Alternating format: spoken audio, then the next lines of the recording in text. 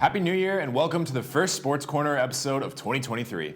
I'm Cole Young, and for this first episode, I decided to take a look back at 2022 and all the major sporting events, games, and major news stories that happened. But before I get to that, I have to mention that the college football playoffs took place this past weekend, and my prediction fell just slightly short.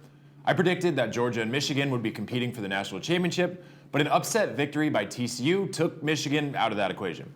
TCU will now face off against Georgia in the College Football National Championship on Monday the 9th at SoFi Stadium in LA at 4:30 p.m. I hope TCU can pull out another underdog win, but I think Georgia will repeat and win their second straight title. Now, on to the year's recap. Here we go. To start the year, in January, as I just said, the Georgia Bulldogs took down the powerhouse Alabama Crimson Tide to take home the national championship trophy. Later in the month, the NFL saw some of the most electric playoff games in recent history, which led to the Bengals and Rams earning their spots in the Super Bowl. In early February, the NHL All-Star Game proved to be one of the most entertaining sporting events of the year, especially this shot from Anaheim Ducks star Trevor Zegras. The Winter Olympics quickly followed, and the world watched as Shaun White performed his last ever run in the Olympics.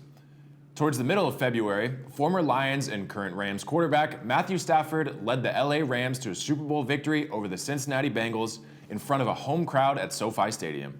With March Madness then underway, the 15-seed St. Peter's shocked the world by taking down powerhouse schools and becoming the first 15-seed to reach the Elite Eight.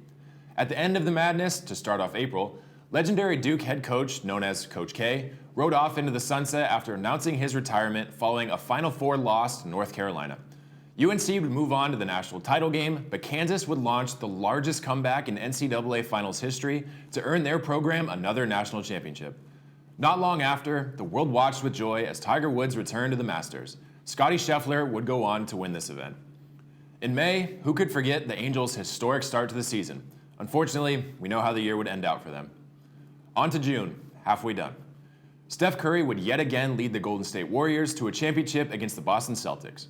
Katie Ledecky continued her dominance with her fifth consecutive world title in the 800-meter freestyle.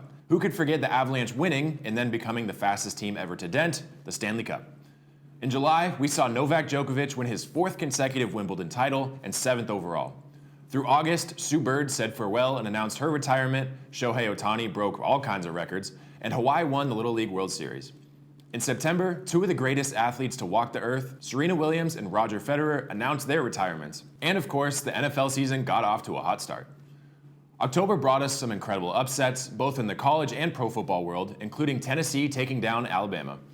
The Phillies also became the team of destiny, upsetting several teams in their path and making their way to the World Series, only to fall just short to the Houston Astros. In November, Michigan won the game on the road, and the World Cup kicked off. To close off the year, USC collapsed in the Pac-12 championship game to miss out on the playoffs, but quarterback Caleb Williams would win the Heisman.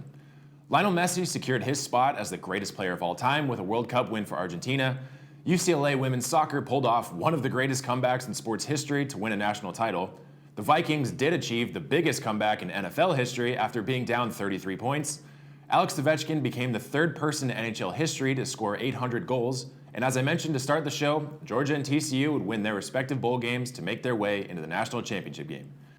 What a year it was in sports. Thank you for tuning in to Sports Corner and joining me all throughout the past year, and I can't wait to see what 2023 holds. For now, enjoy the championship game on Monday and savor the final week of the NFL regular season. I'm Cole Young, enjoy your weekend, and I'll see you next time.